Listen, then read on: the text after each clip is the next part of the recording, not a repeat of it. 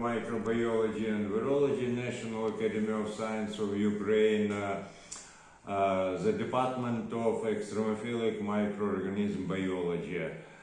I would like to say that we collaborate with Hizar University during several years and we collaborated also with the Department of Nanotechnology and Biotechnology with respected Professor Namita. So let's start. The item of my report is a thermodynamic background to obtain valuable products from waste. It is obviously that there are three all-world important items. The detoxification of three classes of xenobiotics. First of all, there are the decaying organic waste in the dumps, then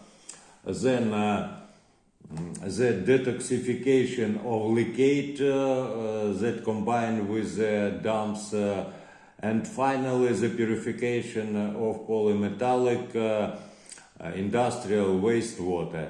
And it is obviously that nowadays there are no any fruitful decision of above named problems. So we suggest a comprehensive approach for biotechnologies development, to develop novel biotechnology. We consider four main classes of toxicant, such as extreme factors to the ecosystems, to the microbiomes. And we prepared several steps for fruitful decision of this problem. First of all, due to the thermodynamic prognosis, we understand the field of stability of these xenobiotics in the coordinates of pH and redox potential due to the diagrams of Parber.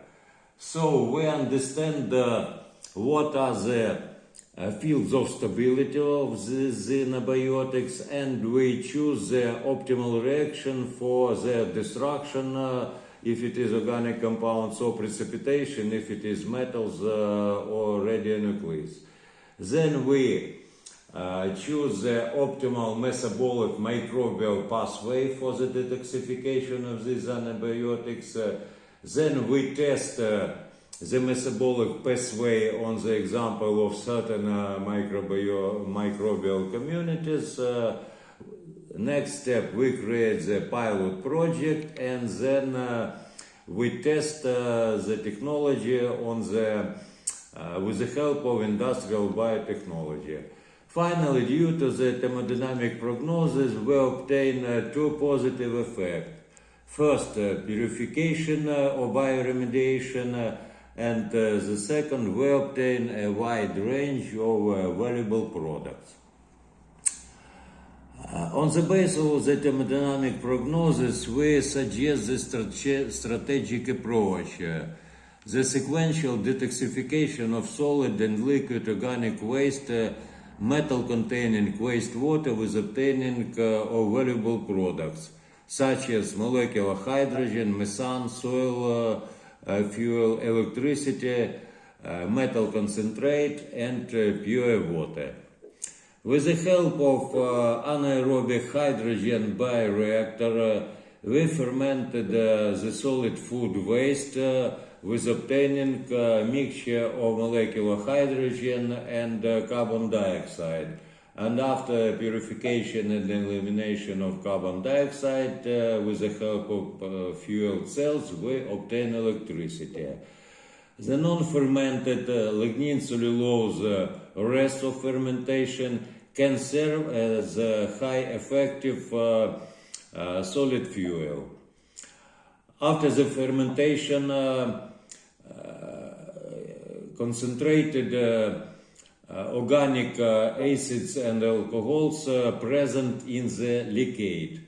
And due to the methane tank co-contradictionary air tank, we obtain the two positive effects. We can ferment the liquid organic compounds to the carbon dioxide and methane, and we obtain finally also pure water. And due to the aerobic oxidation, we obtain pure water. This is the total general scheme. How we can use the thermodynamic prognosis? First of all, we must understand that all biochemical reaction can take place only in the field of water stability. The upper limit of water stability is the reaction of oxidation of water to molecular oxygen, or contradictionary, the reduction of molecular oxygen to the water.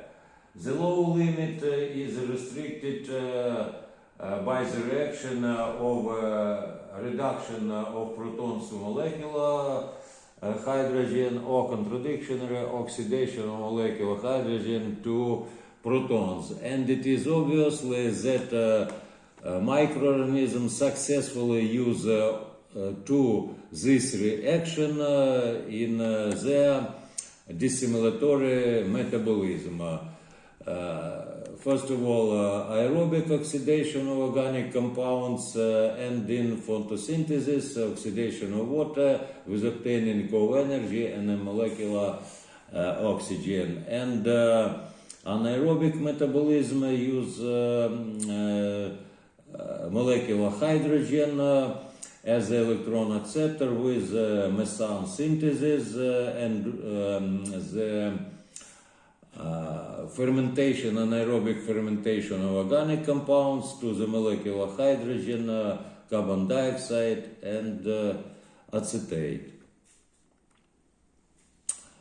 The consideration of the pathways of anaerobic fermentation of carbohydrate polymers and protein polymers, that are the main components of decaying organic waste in the dumps, show us that the most optimal conditions for this reaction are the redox potential near minus 400 millivolts and pH 7. And it is obviously that due to hydrolysis of carbohydrate polymers, we obtain the shift of pH in the acidified zone, and contradictionary in the case of hydrolysis of protein polymers, we obtain the alkalization of this media. So it is obviously that it is necessary to regulate the value of redox potential. So we use aerobes as a bioreducer for the growth of obligate anaerobes. That means the removal of carbon of molecular oxygen, and decrease the redox potential to minus 3 or minus 200 millivolts. Then it is obviously the necessity of regulation of mass transfer, because the surface of solid particles of organics is a place of concentrated unavailable end products. Also, we can use thermodynamic prognosis for the choosing of the optimal reaction of detoxification of metals. Let us consider on the example of the chromates. Among more than 100 reactions of detoxification of chromates, one can see that only 3 reactions are inside of the field of water stability. But the reaction 2 and 3 are unavailable for environment protection purposes, because the end products of chromate or bichromate reduction is soluble in the water. So only one reaction among of the 7 described reactions is available for the environmental purposes. This is reaction of microbial reduction of chromate to insoluble chromo-3 hydroxide with a standard redox potential near plus 500 millivolts. In order to accelerate the environmental and biotechnological process obtaining of energy, we created the two modification of microbial preparation. The upper picture shows the granulated microbial preparation for hydrogen or methane synthesis, and on the down picture one can see the granules that are stable in water solution, and the application is the withdrawal of metals from the water solutions from the industrial wastewaters. Here you can see the example of the high and effective anaerobic fermentation of model waste, solid waste potato, with simultaneously destruction of potato and synthesis of molecular hydrogen. The laboratory results we also tested in our industrial biofermenter. Here you can see the volume is 240 liters, and we obtain a very valuable results. Time detention only 5.2 days. The decrease of weight is 85 times, and the energy of yield of molecular hydrogen is 50 liters per each kilogram of waste. So simultaneously we obtain two positive effects. First, the solid waste decrease and obtain energy carriers such as molecular hydrogen and solid fuel. You can see the possibility of direct combustion of molecular hydrogen at the outlet of the gas holder, and high temperature, almost invisible flame we must to show due to the heated wire copper for flame visualization. And there is an example of combustion of solid non-fermented rest, lignin cellulose. The large difference between the donor's redox reaction, that means minus 400 millivolts in the process of anaerobic hydrogen fermentation of solid organic substrates, and very high value of redox potential of reduction of chromate with the yield of energy minus 280 millivolts is the background for the simultaneously process of anaerobic fermentation of solid organic waste with the simultaneously reduction of toxic metal to the insoluble and non-toxic compounds. And here you can see the effectiveness of our granulated microbial preparation. Due only 1 week, we obtain the full complete reduction of 1000 ppm of soluble chromate to insoluble chromose hydroxide. You can see that it has a blue color. We confirmed also the possibility of non-specific reduction of chromates on the example of the industrial wastewater that contains 200 ppm of chromate. And you can see that the effectiveness of reduction to insoluble compounds was very high, and granules were covered by the blue layer of chromous hydroxide.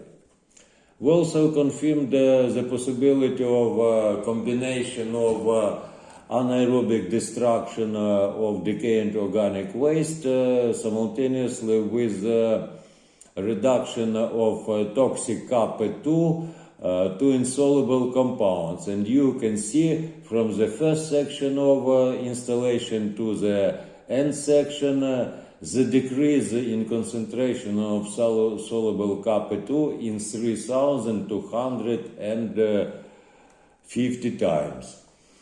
After sedimentation of metals on the first surface of granules, we can utilize this by direct burning. You can see the example of burning in the glass tube. The first etap is transformation of chromo-3, water-3 hydroxide to amorphous chromo oxide, and finally at the temperature of 900 degree we obtain the crystalline powder of chromo-3 oxide that can serve as a technical abrasive. What shall we do with leachate, the end products of fermentation of solid organic waste? We can choose two purification modes, anaerobic and anaerobic.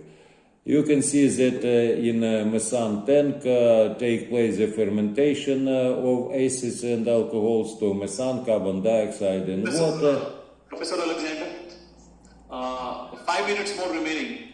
Maybe you can conclude in another 5 minutes. Okay, I will finish a few minutes. Thank you.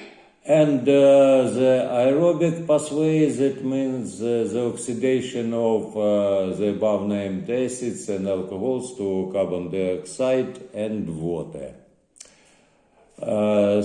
Here you can see the decrease of total carbon content in one order from 1000 to 100 ppm. And aerobic degradation is more effective because the final concentration of carbon content only 25 ppm. But in the case of the methane fermentation of alcohols and acids, we can obtain 1 liter of methane from each liter of leachate. So, I once more return to the general schema. Due to the thermodynamic prognosis, we experimentally confirmed the possibility of simultaneously degradation organic waste. We obtain the several types of energy sources, metal concentrate and pure water. Thank you for your attention, and we will come to the collaboration. We have the common project with Hizar University, and I hope that somebody will interesting for our common investigations. Thank you very much for your attention. Thank you, sir. Now the session is open for the questions. Only 2 questions we can take on.